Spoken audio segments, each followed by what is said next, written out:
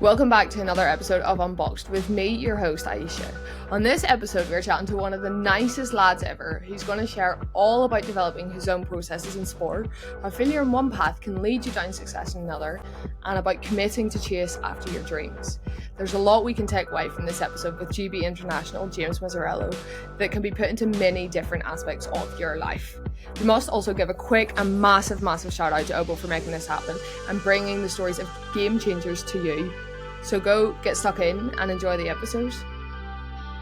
Guys, welcome back to another episode of Unboxed, and today we are joined by one of the most exciting goalkeepers that is coming up through the ranks very, very fast. England and GB International, played at the Europeans in Mönchengladbach, also Commonwealth medalist and a European medalist. James Mazarelo, welcome to the pod. How are you? Yeah, no, really well, thank you. How are you? So, thank you very much for having me on. Yeah, it's great to have, I would say, another Brit, but I'm like Brit-Irish combination, you know? I'll say a homeland lad. Yeah, we can go with that. Yeah, I've probably already started a few controversial conversations already off the pod for folk coming at me, but, you know, keeps it exciting anywho. But we're just going to get straight into it. Unbox 11, quick fire, whatever fire you want, to be honest. Okay, you ready? Yeah, no, very ready. Okay, greatest memory in goal?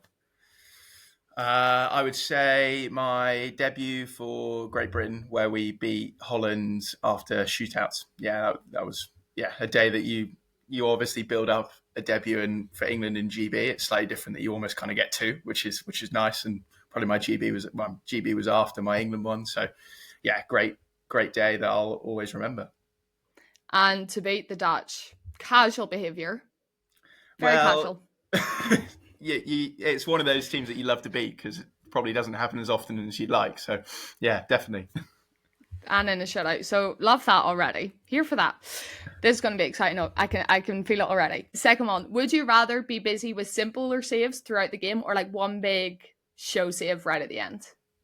Difficult. I suppose it more depends on if you're going to win. If you're definitely going to win in either one of those, I'd probably take the big save at the end. However, it is nicer sometimes if you know you're definitely going to win, you've got the simple saves and you're already 1-0 up. I'd definitely also take that. So a bit of a cop out, but I suppose the feeling of making that really big save that is potentially match winning, you can't really beat that, and is one of the main reasons I love playing in goal. So probably If I had to really, really pick, I'd probably go for the big save. Yeah, I think every goalkeeper so far has said that, which I'm absolutely here for. And probably every goalie coach listening is just like, yeah, that's not what we're after. Yeah. They hate everything we're saying here. Anywho, they can deal with it. What is your go-to OBO colorway? At the moment, I'm red and white, really liking that. But I also do have a soft spot for the blue and white. I think they both look really clean with the white. So, yeah, I think I'll be trying to keep a little bit of white in my pads for as long as possible, really. Describe your style in 3 words. I would go for aggressive, mobile, and agile, I think. Yeah, I see that. I see all of that right there. Well, that's positive. No, 100% is like hands down, but it's also, we'll get into it a bit later, but it's a very UK, British, Irish style. Yeah. Compared to a lot of other places, but that's later. What's your favourite piece of OBO equipment? Oh, that's a tough one. I think I might have to go for another cop out because I suppose if I didn't have one piece of equipment, I'd be really struggling. So probably it's all my favourite. But if I had to pick, probably I really like the old style leg guards. I think, and it kind of links to the style point that we've just spoken about. Is I think like groundwork is a massive part of my game, and I think the old style leg guards really suit that and allow me to slide really well and in a nice controlled way. So yeah, probably the leg guards if I had to pick one. Fair. I was always curious in a way why you hadn't made that switch over. Is that because you feel more comfortable in that older robo style? Yeah, I think it's probably like growing up through just wearing that kit the whole time, and just having that confidence of almost I know exactly how it's going to behave in all of those situations, and probably that because it's such a key part of my game, then the new leg guards, there's definitely massive advantages to them.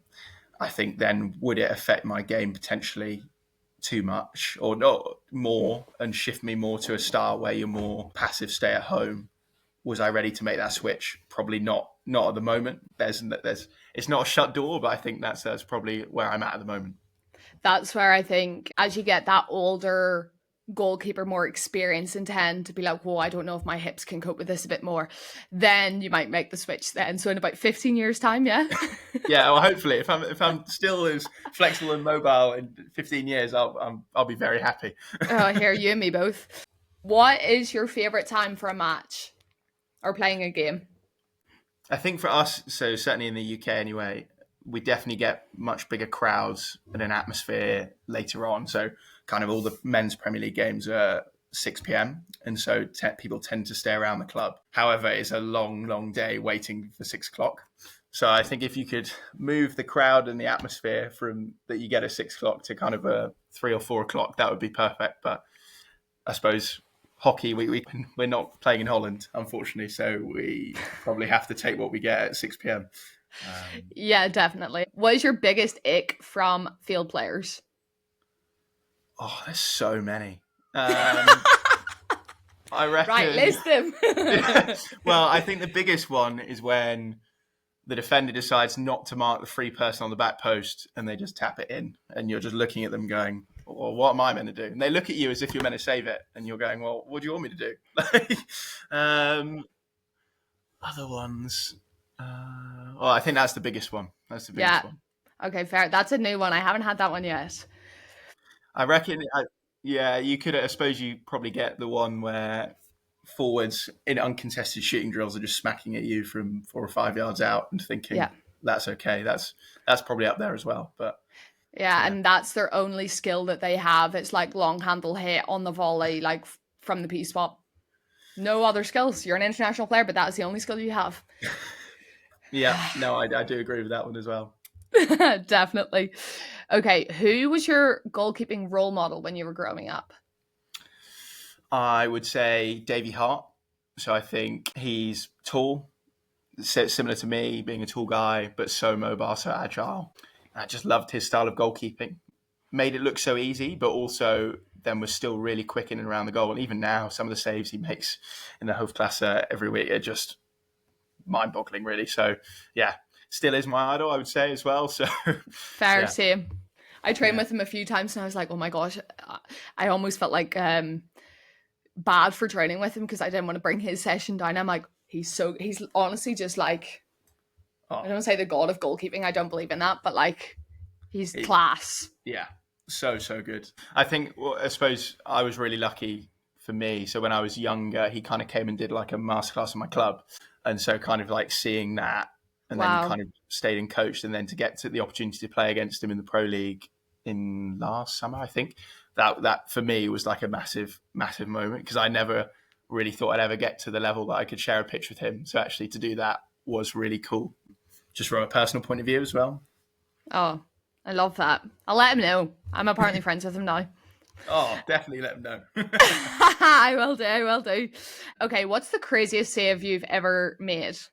I think probably a double save I made against Australia in the Pro League a couple of years ago now. Did help that I slipped a little bit, so it probably ended up looking like I had to dive further than I needed to. But yeah, no, that was a really nice one. Any sort of save against Australia is nice, to be fair. Okay, the biggest learning experience of your career so far? I think probably... So when I was really young, I was also played quite a lot of football. And so I ended up trialing for Manchester United when I was young. So I did about a year there. And there were kind of 4 goalkeepers, well, 3 other goalkeepers and me that trained there for the whole year. And even at that age, they still had contracts. And so it got to a point, so there was this young goalie coach that was looking after us for that kind of whole year. And I felt like I had a good relationship with him, felt like I was training really well. And then one day, a goalkeeper coach I'd never seen before came in and said, the other 3 are on contracts, there's no space for you, that's it. And so obviously at that age, and especially like growing up in England, like football is just such a massive sport. And so obviously the disappointment and upset that kind of caused was massive. But I think probably then longer term, I learned that if I'd stayed at Man United or whatever, and the journey had been different, I would never have played hockey, and I wouldn't be sat here having played international hockey. So I think that's probably a massive thing, is although setbacks are really disappointing at the time, they can definitely open up new opportunities, whether that be in different avenues or just help you get better and really improve. And I think that's probably the biggest learning that I've taken through my career so far. Wow. Damn, that's pretty impressive. So not only are you a bit good at hockey, you clearly have the football in you as well, if you were on trials at United for a year. Well, now the way football goalkeeping's changed, I was never good with my feet, so I definitely wouldn't have had a chance. Although saying that, I play in goal for hockey where I'm kicking everything, so I'm just not good enough to play the tiki-taka style that they do now. But I love jumping at people's feet to keep the ball out, so maybe that's why I've ended up playing hockey goalkeeper and sliding out. The craziness like transfers easily, very easily. Definitely. Okay, and final question of the Unboxed 11. How do you stay unboxed? How do you stay true to yourself, James? Yeah, I mean, I suppose that's such an individual question, isn't it? I think for me, there's quite a lot of learnings across the short career I've had so far, really, and is trying to focus exactly on what you can control as much as possible, and then trying to bring yourself. It's natural to think about other things and selection, whatever, but then trying to bring yourself back into that. And then I think what also is really important is having that kind of life, whatever, almost personality outside of sport. And it's not just your identity is completely consumed by hockey. So kind of I work part-time for a sports consultancy firm that really helps me. So like on our day off, in inverted commas. Day off. From a full-time training point of view. So we're not training at Bisham. We got kind of club training in the evening, but that day I kind of go into the office and James the sports consultant rather than James the hockey player. And actually, like, it's really refreshing that you go in and they might ask you, how was hockey at the weekend? And then it's very much on to work. And actually I find that really refreshing that you're not just known as the hockey player. And I also think like just spending time with friends, family, like my girlfriend Lauren's brilliant, keeps me sane when hockey's driving me mad a little bit. So yeah, there's loads of things that are really important that, like you've said on the podcast before, and I think pretty much every guest has said that it's not just hockey and you need to have interests, a life outside so that you come back fresh when you're on the pitch and then can play as well as you can. I think it's nice to hear that from someone so young already, because I know whenever I was 21, 22, 23, probably till about I was 27, I was just like, hockey is life. Hockey can pay my bills somehow. I want hockey to be absolutely everything. But it does take time learning that as well, that you get so obsessed with something. And I think a lot of us who do play at this higher level, even people who play at club level or whatever, you get so obsessed with something that you enjoy so much because you're always told, do something you enjoy. But then it's like, okay, well, if you enjoy it, why would I do something else? It's trying to find that balance that's right for you. Yeah, 100%. And I think I was really lucky that probably my parents were always reminding me that there's going to be a life after sport. And they were like 100% commit fully to hockey and everything you do and work as hard as you can to give yourself the best chance to do that. But also remember that hockey isn't forever. They almost said to me, hope for the best, but plan for the worst case scenario. And there's always the example that they could always use is tomorrow you could go and train, you have a career-ending injury, and then you've got to go. You've got to be able to live your life. And actually, if you've studied whatever, however, that you're prepared that you can make that transition. And I probably think that's changed over the years. Is my mindset was prepared for the transition, whereas now it's almost I see them as they can succeed at both at the same time. That almost having that other perspective, that other work, I can be successful in that space, but it also helps me be successful in the hockey space as well. I think it's very, I wouldn't say brave of your parents to say that, because obviously as most parents or most guardians want to support their kids as much as possible. They want them to go and chase their dreams, but to then have to tell them, okay, this could end tomorrow, you might not make this or whatever. It's hard to hear that, because obviously whenever you're younger, you think you know everything and you don't need any sort of guidance. You're like, yeah, grand, know it all. But do you remember whenever you heard that from your parents that, okay, you need to hope for the best, prepare for the worst? Like, how did you receive that sort of information, or was it something that you were just able to embrace straight away? There was times that it probably was frustrating to hear, but I think there's also a part of my personality that's a little bit perfectionist and wanting to be basically as good at everything as possible. So there was almost Fair. like when you're at school studying, it was like, actually, that's still important. I still wanted to try as hard as I could to do as well as I could. I think that's still as much as, everyone, like, I love hockey more than I love work. Like, I think that's probably similar across everybody. When you're a young kid, you just want to go and play sport and knock a ball around, whatever it is. Go and play hockey, go and play football, go and muck around, go and play cricket. But I think there was still that part of me that was like, no, I do understand that.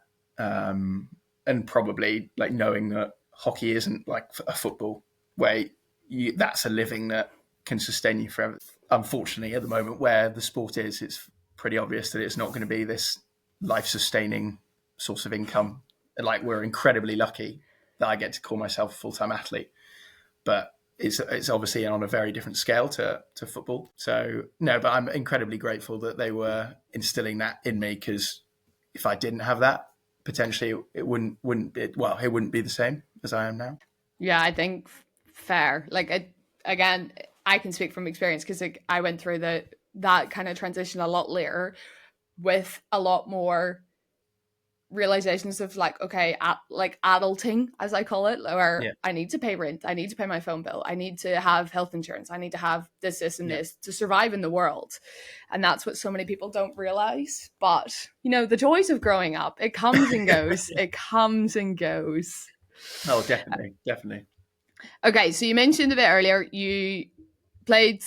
Well, I'm just going to say you played a bit of football for United. You were there for a year, so you did.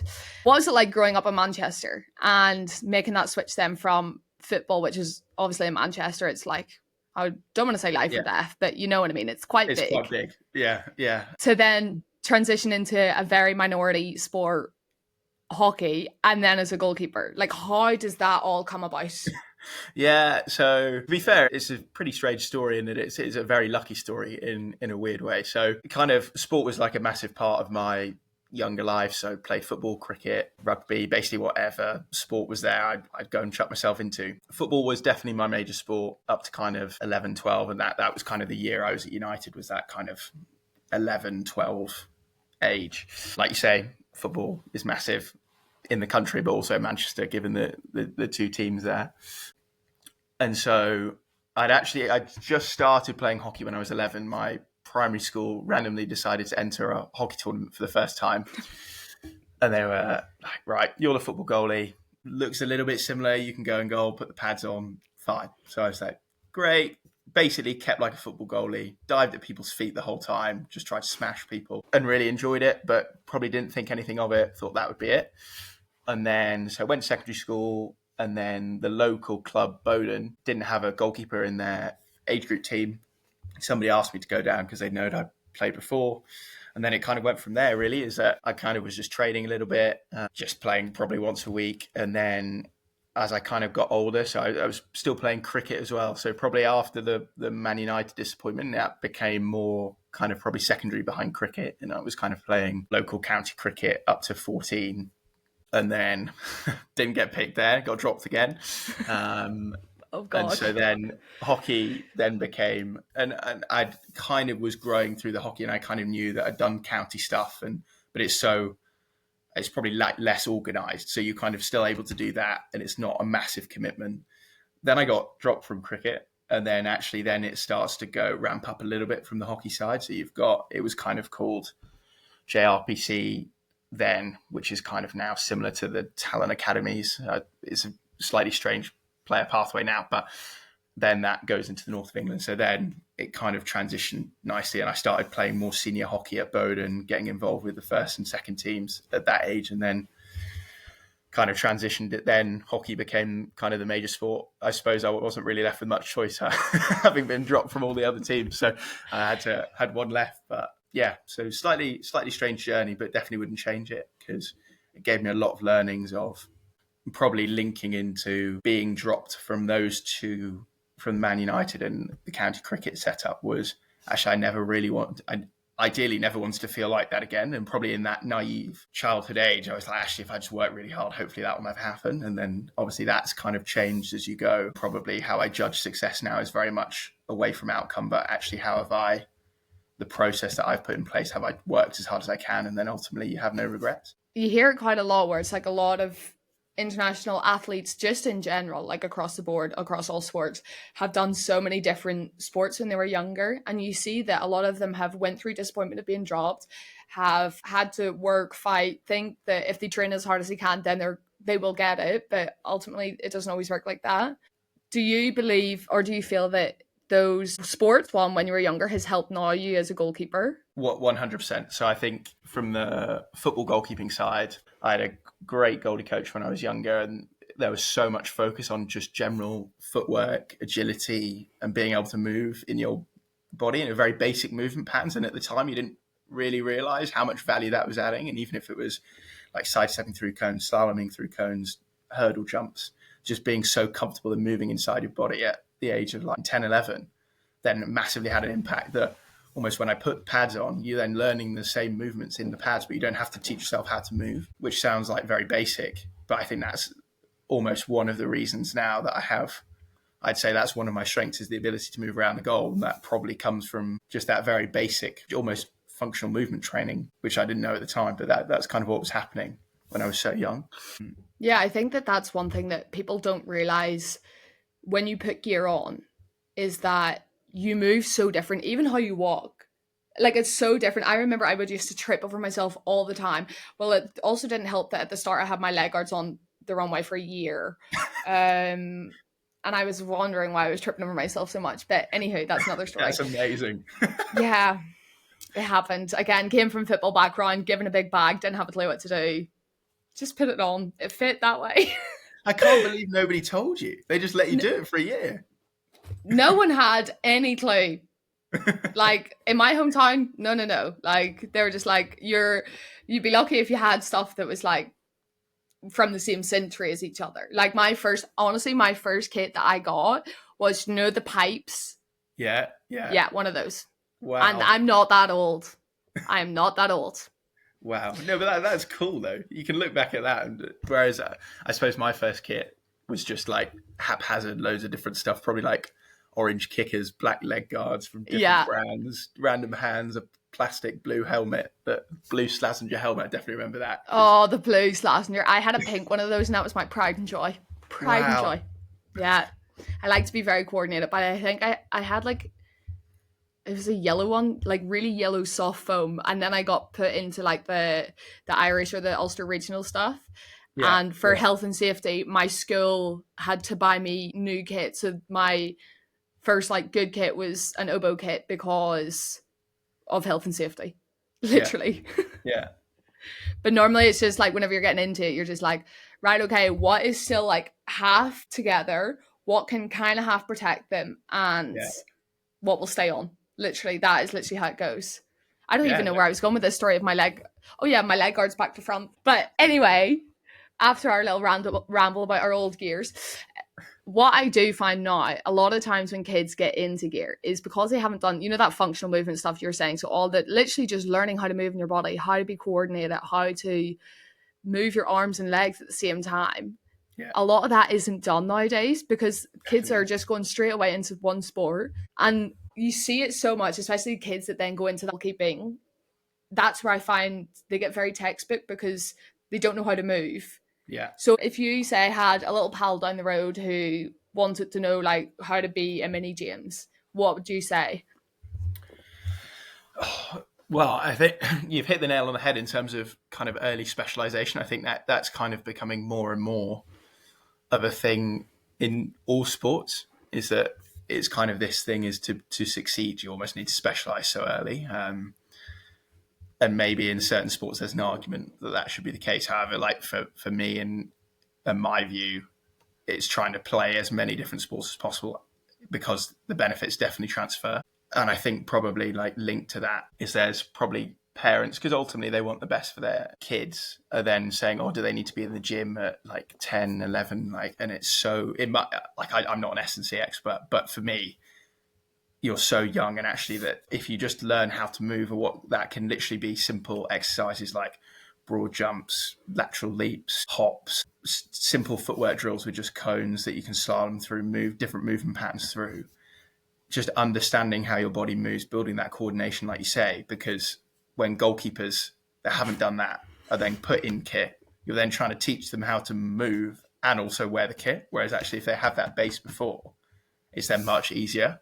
And they're just kind of tweaking their movements and realizing, oh, that pad's a little bit big, I need to go a little bit wider. Basically, it's probably, whereas if you're then trying to teach them how to move and be coordinated at the same time as in kit, then it can become very, very difficult. And it can provide a lot of comedy to people watching. Yeah, I think so.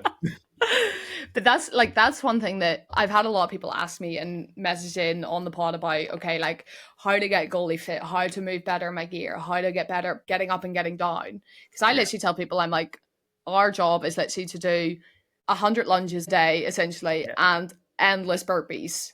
Yeah, definitely. Pretty much. Because I think like burpees, yes, it's not exactly how you'd get up, but in terms of the functional movement of your, like moving your arms, the understanding where your legs are, because then when you're trying to get up and how everything moves together and works together, that's ultimately the same thing. So you're building kind of the muscle strength, and then you can then have that specific training of like, if you want to practice getting up quicker in kit, then ultimately you're going to be doing lots of diving and practicing getting up and the movement pattern, then it comes.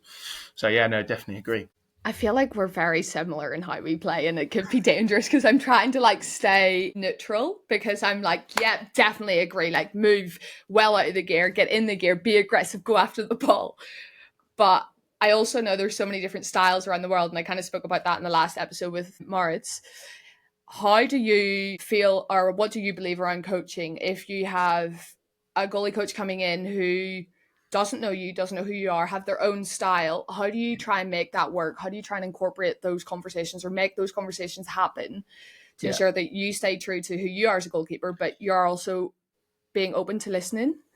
Yeah, this is like a massive thing, and I went through this fairly recently, actually, in terms of kind of my career. And I think now how I see it is goalkeeping is kind of like a continuum almost. If you've got a really aggressive side and then a really passive side to be, that's very simplified, but that's kind of how I would explain it.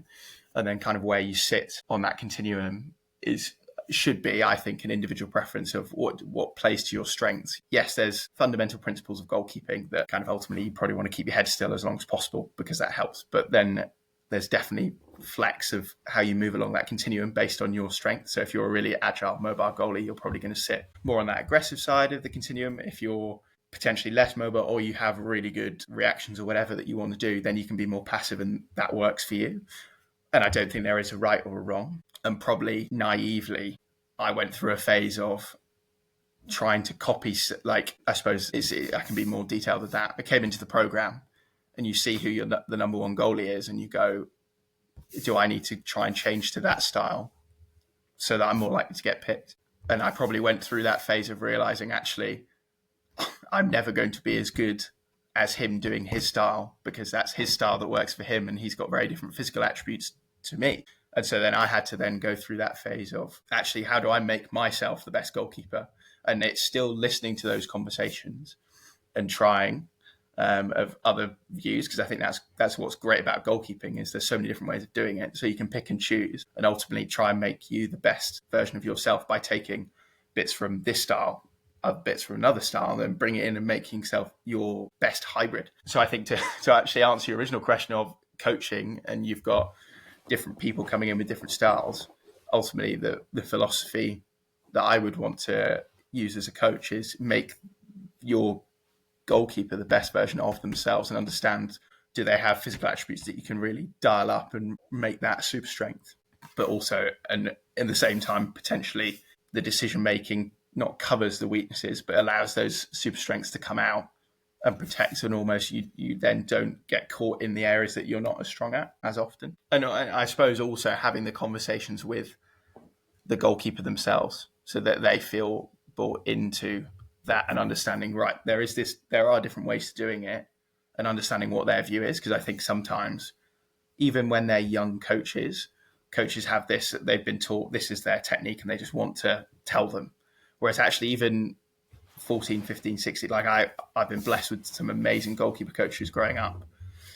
They were always willing to have that kind of debate, discussion, and actually go, this is what I'm seeing, this is why I think this is best, but what do you see? And then even now when I go and train with Ali McGregor occasionally at Loughborough, it's very much like, this is what I'm seeing, this is what I'm seeing. And then sometimes we meet in the middle.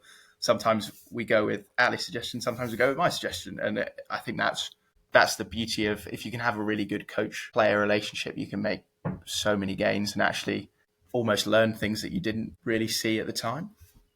I honestly could not agree more. And I feel that also, like, the game, like, from a field perspective, it changes so much. Yeah. And also, you might have to like change and develop your style and how you play based on what team you're playing for. So like you could maybe be playing for your club team at the weekend who maybe isn't so good, quite defensive. You have to stay deeper on your line because your whole team is deeper.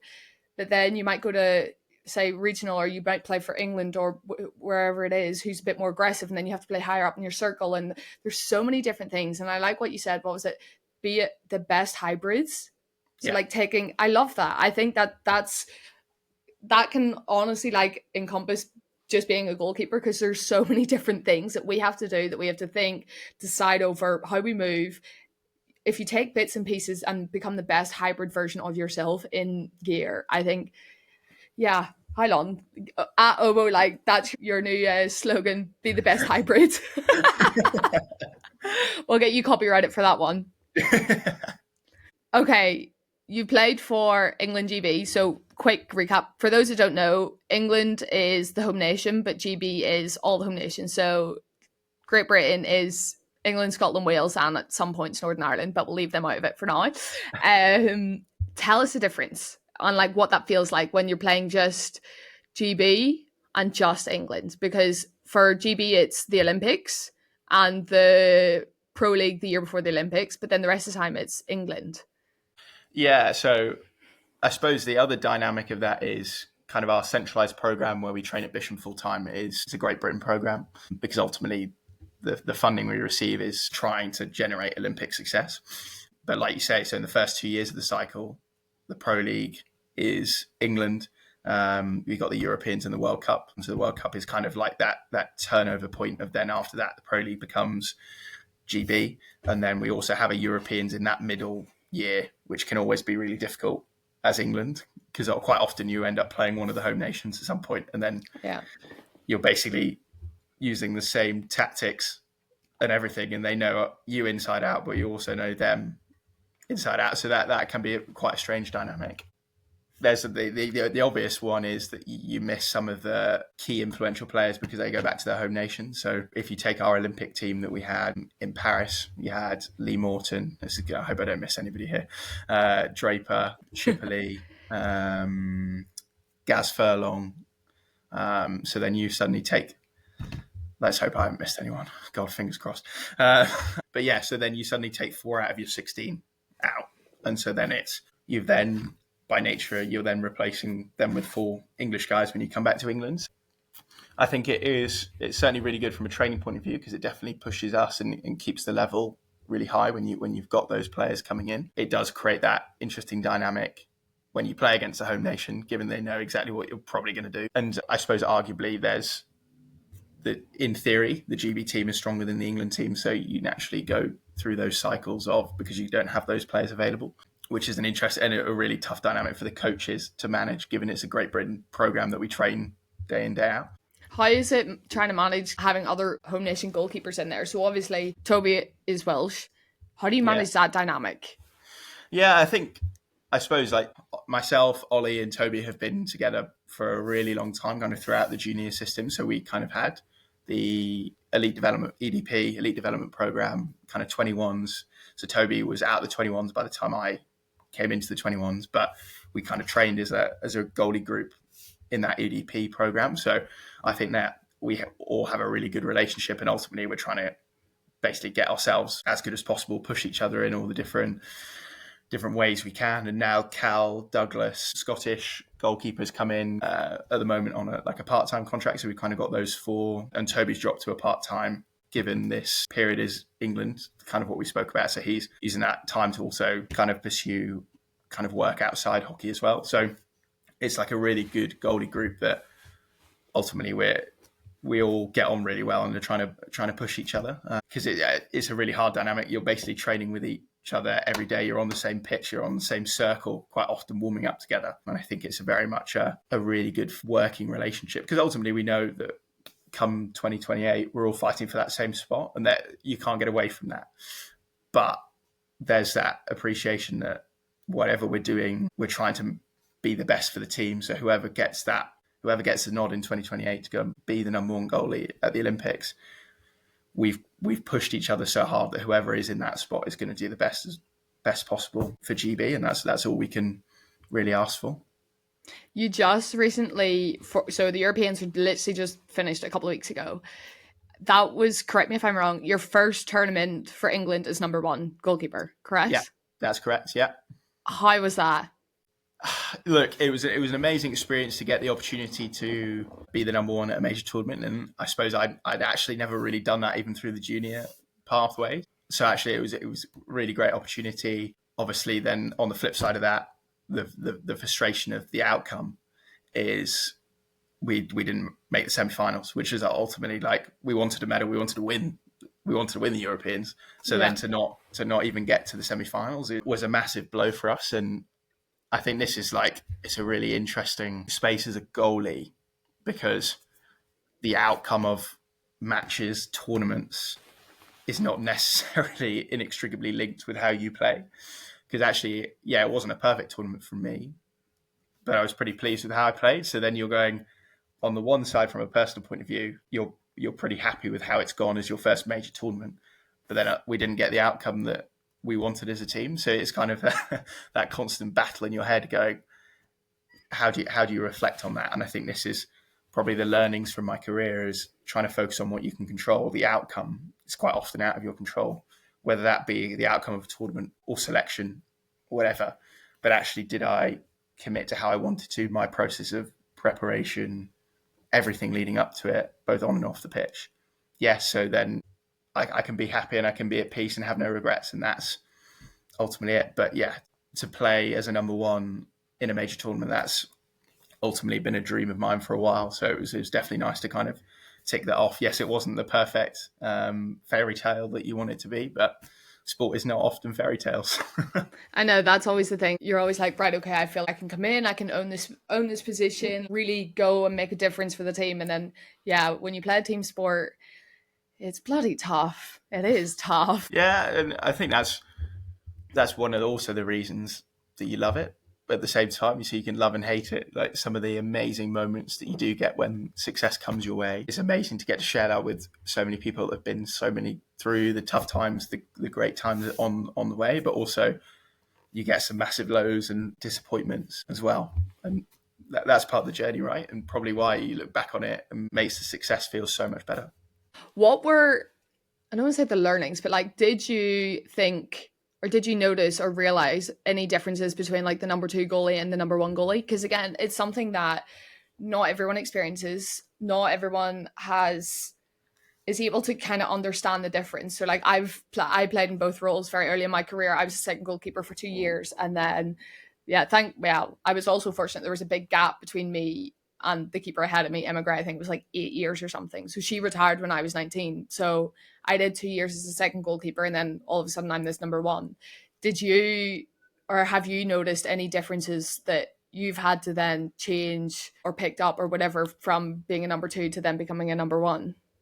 I think, to be honest, the way I've tried to do it is prepare in exactly the same way, which I think has really helped.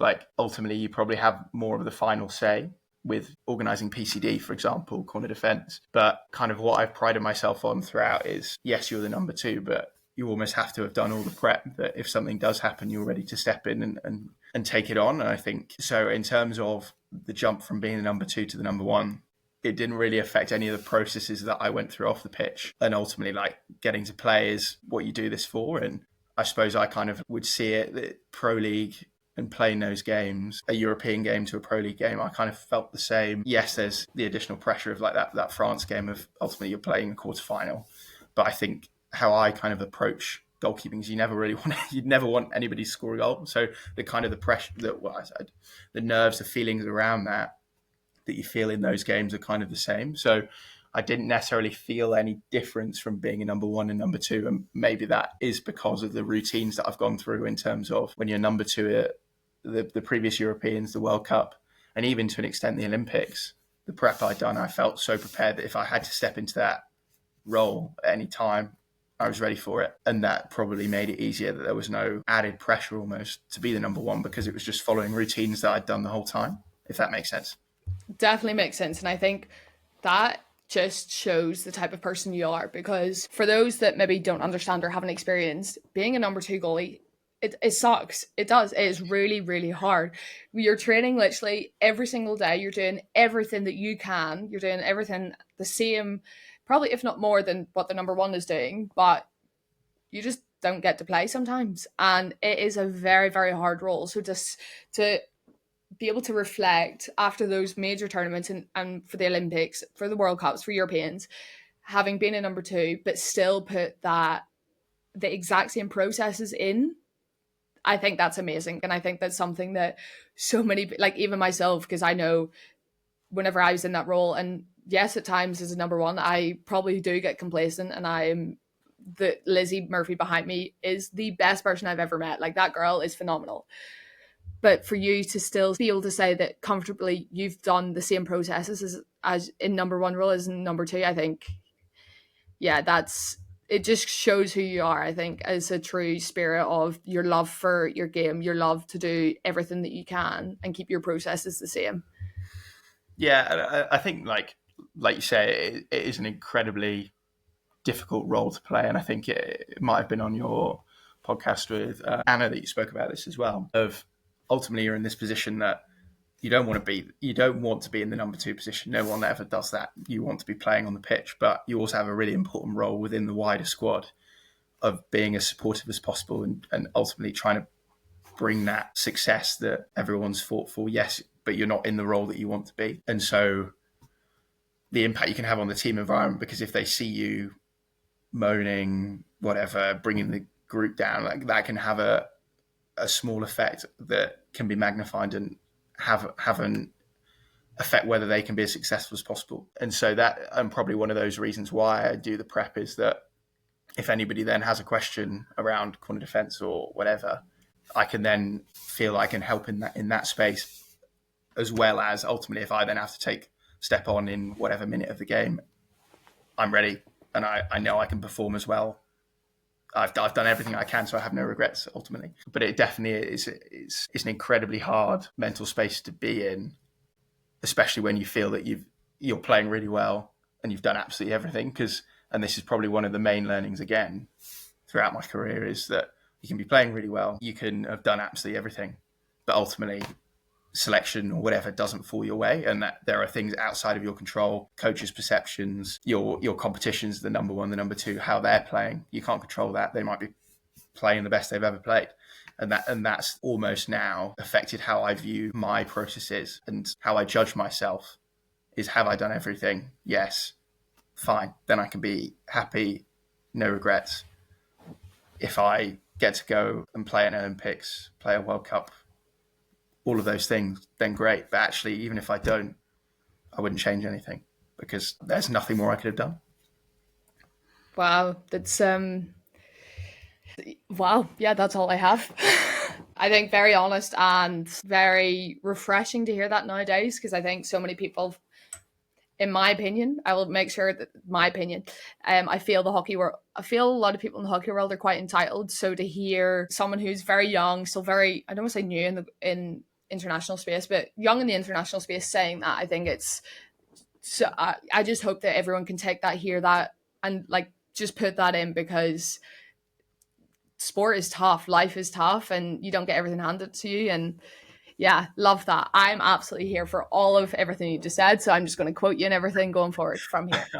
and don't get me wrong, like it's not easy, and it's very easy sometimes to say when you're in a good headspace. You can say all of these things, and it takes a while to understand. The amount of learning I've gone on from the 4 years that I've been in the program has been massive, working with the team psychologist on how I approach all of these things has been massive, and that is ultimately why have the perspective I have now.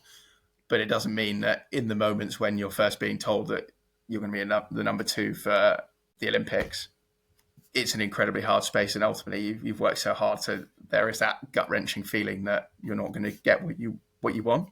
And so it's completely natural to have those feelings. It's then trying to, once you've processed it, have that wider perspective and ultimately realize that there is much. You've said it actually in your podcast, that you actually have a really good life when you look at it with some wider perspective. I'm incredibly lucky to get to be a full-time hockey player. Yes, in that moment when that selection disappointment comes, can be quite all-consuming. But then when you take a step back and you realize, like, I go to work the next day and I'm talking about how do I need to help this council improve their public leisure service, then I'm going, right, well, this is how I can improve the health and well-being of the local population, so the suicide rate of the local population drops and actually can make a real difference. You realize, like, wow, there's a lot more to life than hockey. So yeah, it's not easy is what I'm saying. It takes some time, and I'm not perfect. Nobody's perfect. But if you can try and increase the amount of time that you're thinking with a positive perspective, then that definitely helps. Can I hire you? Can you like come be my coach or something? I need a bit of you. I need more of you in my life. Oh dear Lord. Shout out to Katie Warriner, or Katie Mobed now. She's now married. Sorry, Katie. Yeah, you've been brilliant for our whole squad and also myself. So there you go, a little shout out. I love that. I think it's those people behind the scenes who stay hidden are the real reason that athletes make the success or just make the life improvements or individual improvements they do. So yeah, any support, staff, team member, whoever listening, yeah, amazing work. Keep doing it, because ultimately all us athletes need that behind us. Okay, we're going to move on to something a bit fun. You played in India. Yeah. In the Hockey India League, the Hill. Yeah. How on earth was that? That looks class. Yeah, it was an amazing experience. I can't speak more highly of it. We had an amazing franchise. The UP Rudras looked after us really well, and just like an amazing competition, and so nice to kind of get that and play a competition in a country where hockey is just massive, and they just love the game so much. The crowds are great, so that was amazing. But also probably from my side as well. So my dad is Indian, so having a little bit of Indian heritage, it was really nice to kind of get to play in India for a team. I'd definitely say it was different than having played there for England, or I don't know if we played as GB there, but internationally it's a slightly different environment, and you're probably not seen as the outsider, but obviously you're the opposition. They're cheering for India, whereas when you've got then Indian people building that connection with you as a player because you're playing for that franchise team, that was really special, and something that I'd love to be a part of going forward again. Yeah, definitely. I was very jealous, and I wanted to go this year as well, but it looks like I can't because, international life and not qualifying, or trying to qualify just makes winters very tough. The international calendar's just mad, but I think it looked phenomenal. Yeah. And so how did you feel? So your dad is Indian. Yeah. Goa or go? How do you Goa? Yeah. So you kind of mentioned it yourself, like when you're playing for GB England, call a spade a spade. Hockey in the UK, in Ireland, in most of Europe is a very white elitist sport. How do you manage that? And then how was that also going then to play in a country where you're part Indian, you have that heritage? Did you feel different individually from that point of view? I think and yes, you're right that in England, GB, the predominant population playing the sport is white. But I'd also say that there are some amazing initiatives that are going on to try and increase that, or try and increase the access to hockey in other demographics. And yes, more needs to be done, and hopefully will continue to be done, because ultimately we want everyone to access the amazing sport that we have, right? And so hopefully that will continue to develop and continue to grow. I suppose from my side, and this is a real credit to mainly my dad, but both my parents, is I've never really seen myself as different to anybody else. I think this is like dad when he was working, so he's a doctor, he suffered a lot in terms of racism in his jobs, both from patients and from people within it, like kind of the NHS system. But and how he went about it was just he wanted to deliver the best for his patients, even if they weren't treating him in the best way. And I think yes, more needs to be. I think like it's really important that yes, more needs to be done to try and increase the access, but also I've been very conscious that I've never really seen myself as different, mainly because of the environment I was brought up in, and also probably the environments I got to play in were very supportive of it, or it never was a thing, and I was lucky in that sense, and so probably like it's not ever really been a massive thing in my head. Going to India though I suppose that's really nice to almost be in touch with that kind of side of my heritage and get to experience that, and actually it almost probably helped me make more of a connection with some of the younger players when they realised that, because it's very hard for some of those guys. So we coached in English, or we had English coaches. So then for them, that some of them really struggle to, or are not very confident speaking English. They're much better than they thought they were. To then try and have that connection, it almost, I think they felt a little bit safer because they could format. There was a little bit more of a connection, whether it's because I have some Indian heritage. And so, yeah, some of those guys that are going to be the future stars of the Indian hockey team in years to come, it was really nice to be able to connect with them more on that basis. I love that, and I love hearing that. And one, shout out to your dad, because being Indian doctor in the NHS, well, just being a doctor in the NHS in itself is not easy. So I think huge shout out to your parents, because now they've got this incredible young man who is very smart, very intelligent, pretty sound, and a pretty damn good international goalkeeper. So, thanks, folks. We'll take that. What do you think's the next steps for you, goalkeeping wise? Well, we'll do on the field and off the field. I think goalkeeping is definitely just trying to keep pushing my game as much as possible and find different ways to improve. I think that's one of the bits I love about the opportunity I have to basically train full time. Is like I can keep trying to push and learn and develop. And like you said earlier, the game is changing so fast that you can't stay static in what you're doing. You've got to change your approach and understand what are the themes that are happening in the game at the moment, what are teams looking to do.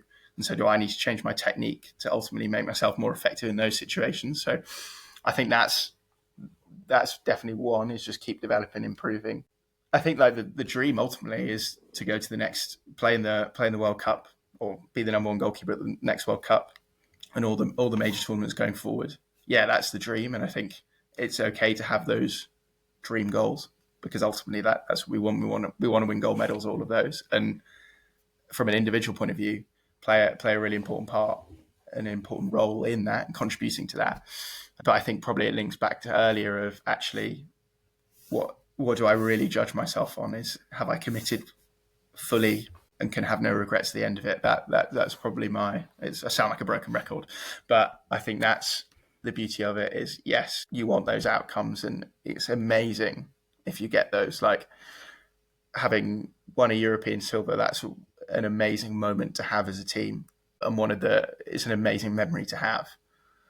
But probably what keeps me more at peace is that, irrespective, like not getting picked for the Olympics was incredibly hard, feeling that I played really well and trained really well and had put myself in the position, but I was at peace with that because of everything I'd done. And that's, I think, is, as long as that's the biggest thing for me from a hockey point of view, is I want those outcomes. I'd love it 100%. I don't want to shy away from saying that. But if I can look back at the end of my career, whenever that may be, and say, great, I got those outcomes, or I didn't get those outcomes, but I committed 100%. And that's all I could ask for, really. James, I honestly could sit and listen to you all day. I'm not even joking. I think you're never say that you sound like a broken record again, because you speak so much wisdom and honesty in who you are and what you want to go after. And I think that that's something that anyone listening, no matter what you're doing in sport, out of sport, career, life, if you just, as you say, commit, go and do something. There's such a thing nowadays where it's like, it's almost embarrassing to say that out loud because you don't want to see to be feeling. But if you flip that in the other way, what if you succeed? What if you really commit, go after something and really succeed in becoming that number one, getting that job, going wherever, doing anything? I think if people take that away, you know what? Job done. Podcast has been all right. I'll take it. But I think it's interesting as well. Like you were talking about failing there, and I think failing is almost like we spoke a little bit about it. Failing has almost been where my biggest learnings have been throughout my career. Like the Manchester United, the county cricket early on has made a massive impact on me. Probably also the learning experience from that Olympics. Like I spoke very, like it was fairly open, candidly, of like, this is now how I see it. But at the time, I went through that whole learning process after. And when you really sit there and process it, probably at the time I was still gutted. But then actually understanding that I could take some solace from the fact that actually I gave it everything. And so I think failing is almost really important. Like you could look at the Europeans that we've just gone through.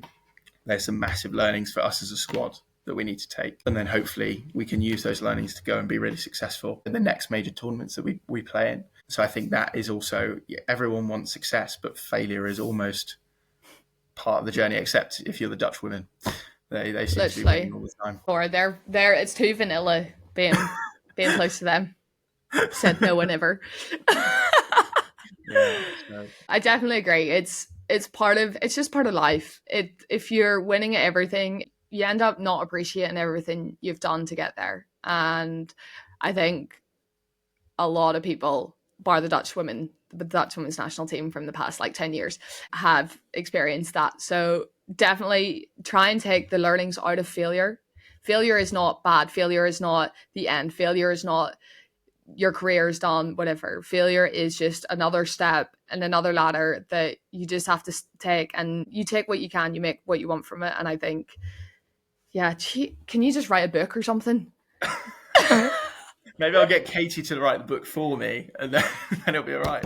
No, it can be written by James, advised by Katie. Yeah, okay. I'm here for this. I'd buy it. I'm sure, folks, if you're listening, if you would buy a book from James and his mindset, his inspiration, everything else in between, let us know, because I would very much buy that. James, honestly, you have been amazing to chat to. There's so many things that you can take away from this episode. I think one, you just as a genuine human being, who you are, how you speak about yourself, how you are very open and honest about your life in and out of the pads. I think that's amazing. It just shows you're a real gentleman. And I can't wait to see you hopefully soon in England, maybe have a training session together, maybe have a few more other things together, we do love a good pint, but anywho, but I think your ability to have perspective on yourself and have that awareness is, it's just been amazing to hear I don't even want to say your whole story. It's probably 4% of your story of who you are, and a slight unboxing is, it's been amazing. No, that's very kind of you to say. And I think I'd also say thank you for having me on. And the podcast is brilliant. I think it's certainly something I'd have loved as a younger goalkeeper coming through to get to hear and the experiences of international goalies, but also all the other guests that you spoke to as well. I think there's some real learnings, and credit to you for putting it out and creating this content, because I think it's great. Thanks a million. Well, folks, as James just said, I do have plenty of other episodes that you can pop back and listen to, pluggy plug. But if you love this episode of Unboxing the Goalkeeper with James, make sure to subscribe, send it to your friends, everyone has something to learn, and follow us on the socials to see who is going to be coming up next. You never know what is around the corner. And until then, stay brave, stay unboxed.